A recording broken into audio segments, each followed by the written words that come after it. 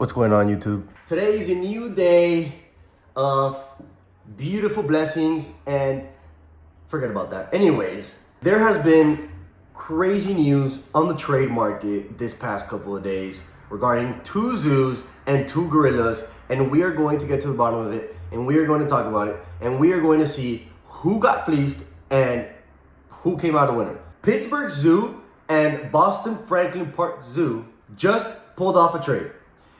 And it's not the Steelers or the Celtics or fucking NFL, soccer, MLS, whatever, NBA. No, it's about gorillas.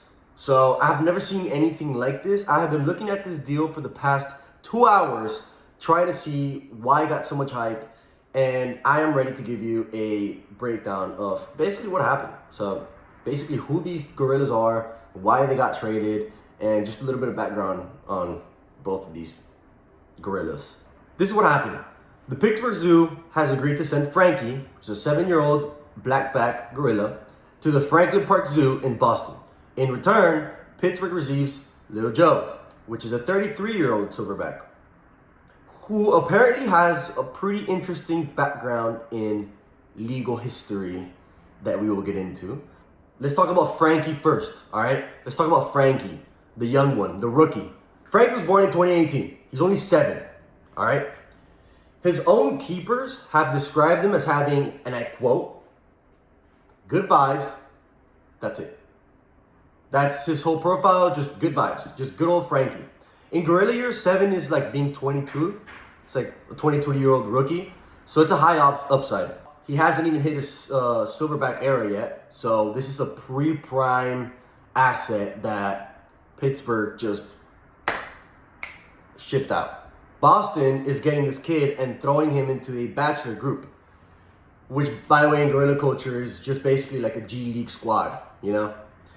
So there's 3 young males with no females, no territory, no nothing. It's just like a, rebuilding a franchise. Boston said, and I quote, "We're not competing right now, we're developing, respect the process." Okay, Pittsburgh Zoo basically just gave away their first round pick equivalent and got back a 33-year-old. That's what we need to talk about.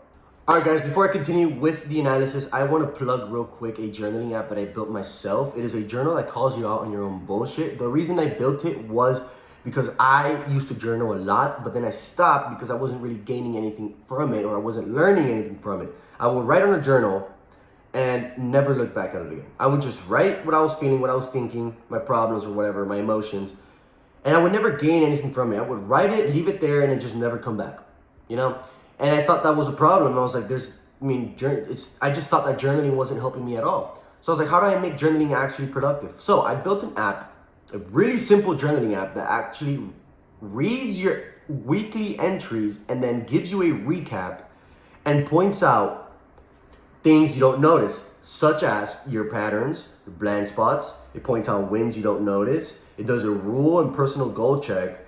It shows you your emotional trajectory, and then it gives you one question for you to think about at the end of the day. Every Sunday, so it's just once a week. This is the landing page, this is how it looks like, just a quick snippet, how it works. You just write it, you live your life, we don't bother you, we don't be sending you notifications, you just write whatever you want, and then on Sunday, you get the recap, right? You go lower, you go lower, you go lower, your Sundays look like this.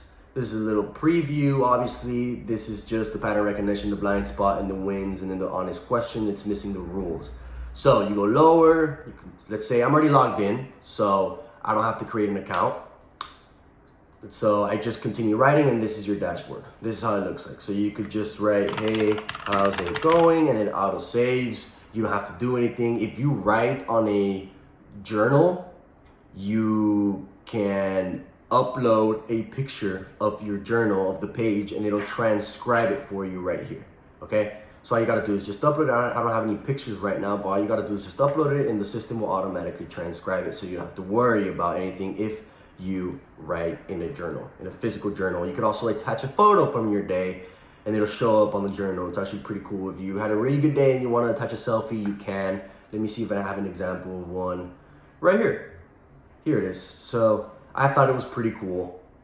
I thought it was pretty cool. So I'm gonna blur what I wrote because it's personal, obviously. This is one of my recaps, you know, how long it is.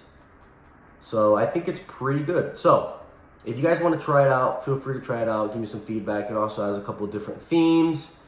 So it's pretty good overall. I'm liking it so far. And it's been helping me a lot with, you know, after I write for a full week, the system gives me my recap and I read it and I notice a lot of things that I don't notice about myself. And it's been helping me with self-accountability and clarity, you know. It's been helping me grow. Like I said, I would never journal this consistently before. And now I'm in 15 days in May. And it's May 16th. I have to write later today. But I'm liking it so far. So let me know what you think. Anyways, back to the video. Let's talk about Little Joe, because the name is very, very, very misleading. Little Joe, 33 years old. In gorilla years, that is, some would say, a weathered veteran. We're talking Vince Carter at 42. We're talking Tom Brady if he were to come back for one more season.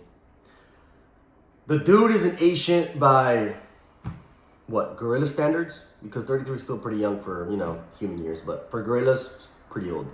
So the average male Western lowland gorilla lives to about 35 years old in captivity. He's 33.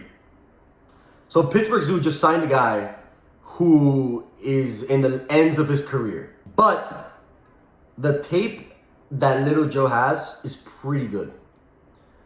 This guy has already had name recognition. Like, I think it was over 20 years ago, apparently. Over 20 years ago, Little Joe escaped his enclosure in Boston, ran into the streets, and made national news.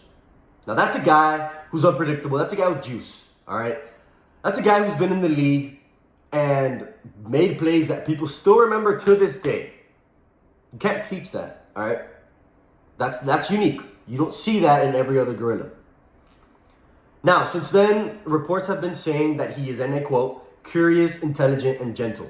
He gets along with his teammates, he's a quick learner, and he has good presence. Low drama and high IQ. We're not surprised, you know? He's a veteran, he's 33. He's been around.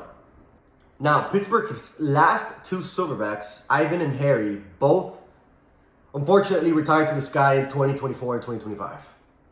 So Pittsburgh has been without a franchise cornerstone for over a year. They needed a guy now, and they couldn't wait for Frankie to start developing, you know? So I'm guessing that's why they made the trade. Now, who got fleeced? The important part. Who won this trade? Now, emotionally and sentimentally, Little Joe is a legend. You know, his highlights are good. He's unpredictable. He's a guy with wisdom. He knows what to do. He has locker room presence. But when it comes to like an asset standpoint, Pittsburgh just gave up a 7-year-old with 20 plus years of production and got back a 33-year-old who, God willing, has maybe from like 2 to 5 years left at a high level. Now, that is a good move on a roster that has 2 females. Moka, who is 29, and Ibo, who is 35. And 2 babies, Charlotte and Bo. Now, Pittsburgh is saying, and I quote, "We are competing right now. We cannot wait." That's respectable. We got to respect that urgency. Now, the risk is that if Little Joe doesn't click with the rest of the players, apparently the zookeeper said that it could take up to 4 to 7 weeks just for introductions. So Pittsburgh is basically stuck. You know, with no Frankie, there's no backup plan, just hope. Taking a pretty good gamble on this, all right? Boston, on the other hand, just got younger. You know, they got a rook, they're building. I think Boston won this trade. I think Pittsburgh Zoo is just gambling on a veteran, but I hope it pays off. I think that on paper, when it comes to actually analyzing the trade and the stats, Boston, you know, fleeced Pittsburgh. They won this trade. They have everything in their favor to build a star player and a great franchise later on. Little Joe, if you're watching this, and I know you're not, welcome to Pittsburgh. You know, the fans, I'm not from Pittsburgh, but from what I'm seeing, they're passionate. it gets cold there. That pretty much sucks. But the pressure is on, you know. I would say take what you got left on your 2 years and just give it your all.